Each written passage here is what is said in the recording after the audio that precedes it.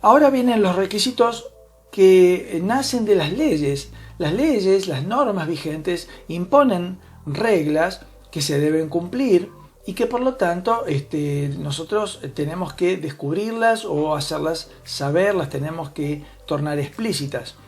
Entonces, puede haber, no sé, normas que digan, por ejemplo, que en el centro de determinada ciudad no pueden ingresar camiones con ruedas duales, o sea, con doble rueda trasera, ¿no es cierto? Eso creo que está vigente en Córdoba.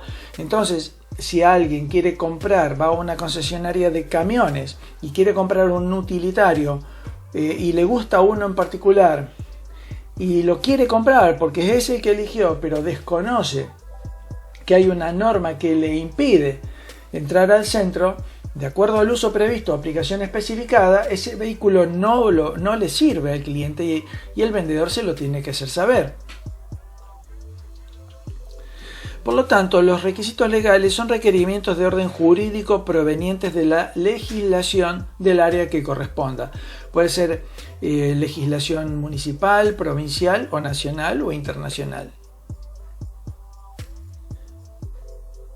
Finalmente tenemos los requisitos cuyo origen están en las organizaciones, ya sea en la organización del vendedor o en la organización del comprador.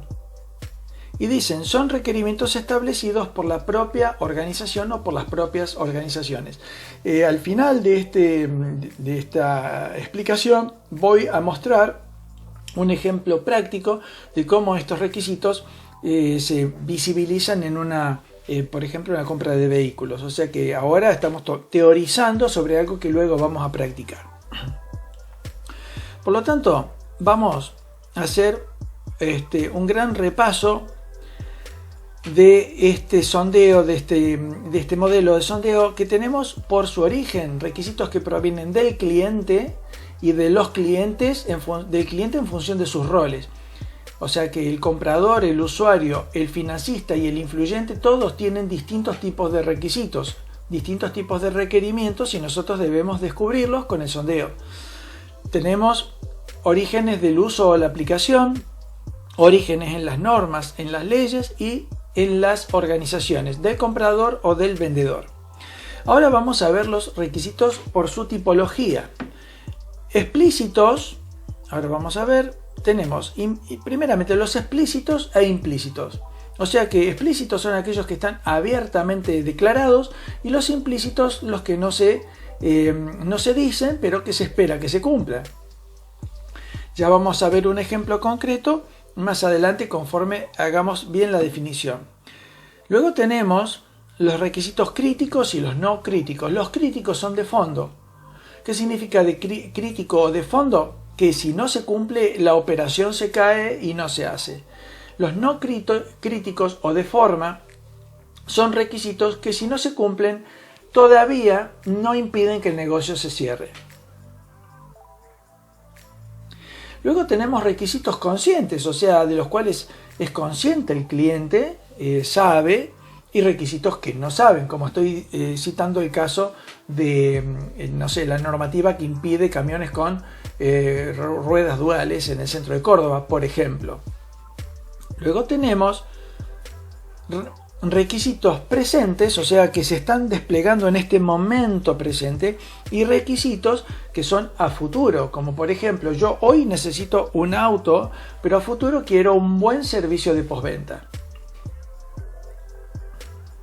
Luego tenemos hacia ese futuro dos proyecciones que el cliente tiene.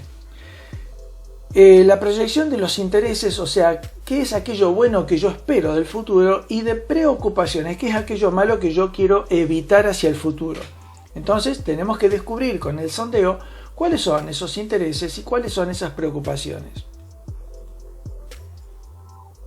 Luego tenemos los requisitos que se proyectan, el cliente los proyecta ya sea por la adquisición, lo que adquiere, el bien, el producto o el servicio, o requisitos proyectados sobre los prestadores, los agentes prestadores del producto o del servicio. O sea, requisitos que se proyectan al vendedor, requisitos que se proyectan a la gente de administración, a la gente de empaque, a la gente de logística, requisitos que se le proyectan a la empresa, a la marca, en fin, son requisitos del cliente que no tienen nada, o sea, no tienen directa incidencia sobre el producto o sobre el servicio. Por ejemplo, yo puedo tener requisitos sobre el auto, pero quiero que el vendedor me atienda bien, que la administración haga bien los papeles y me explique bien todos los procedimientos, que la gente de entrega de taller me entregue el auto en condiciones, etcétera, etcétera. Son todos requisitos indirectos. Entonces ahora vamos a hacer el último repaso. Tenemos entonces la variable tipo de expresión. Y ahí tenemos los explícitos o los implícitos. Los explícitos, el cliente los expresa o los pone de manifiesto abiertamente. Los implícitos, el cliente no los expresa porque da por supuesto que estarán satisfechos por el bien que se le ofrece o por el servicio que se le presta. Por ejemplo, puede ser que el cliente quiera, ¿no es cierto?, se presenta a una concesionaria y pretenda comprar un auto y compre un auto. No va a decir expresamente y quiero que me hagan una factura. O quiero que me hagan un recibo por el dinero que les doy. Se supone que los papeles, los requisitos legales, como las facturas, como los recibos, se tienen que dar, ¿no es cierto? Esos son implícitos. Y muchas veces las operaciones se caen y los clientes se frustran porque había requisitos implícitos que no habían quedado claramente dichos. La variable nivel de criticidad, o sea, significa que tenemos los críticos, que son aquellos de fondo en donde el cliente no hará concesiones sobre los mismos y no cerrará tratos si no siente la satisfacción en los mismos. Ante su incumplimiento, el cliente entablará un reclamo frente a la organización. Y los no críticos o de forma, el cliente podrá hacer concesiones y podrá cerrar tratos aún si no se sintiera plenamente satisfecho sobre los mismos. Ante su incumplimiento, el cliente entablará una queja frente a la organización, porque queja no es lo mismo que reclamo. La queja nace de una incomodidad, algo de forma que no se cumplió, y el reclamo es una injusticia, una sensación de injusticia que se plantea cuando el cliente siente que se siente perjudicado. Por el nivel de conciencia, como dijimos, conscientes, el cliente tiene registro interno de esa necesidad e inconscientes no tiene registro.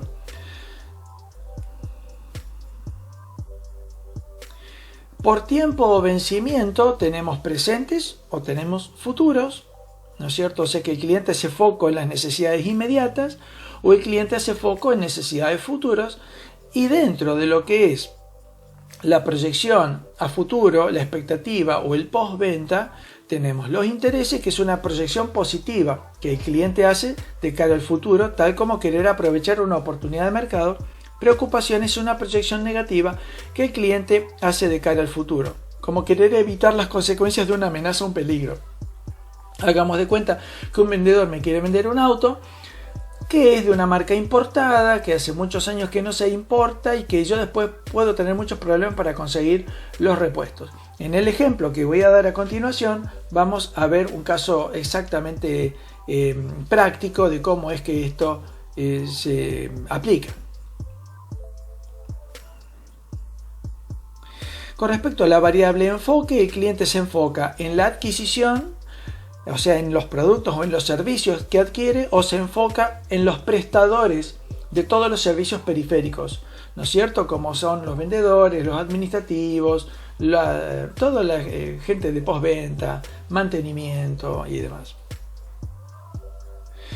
Ahora vamos a ver un caso práctico, ¿no es cierto?, en donde vamos a poder ver claramente cómo se califica el cliente, cómo se detectan los requisitos por el uso previsto, aplicación especificada, los legales y los organizacionales, y vamos a ver estos distintas tipologías como consciente, no consciente, explícito, implícito y demás.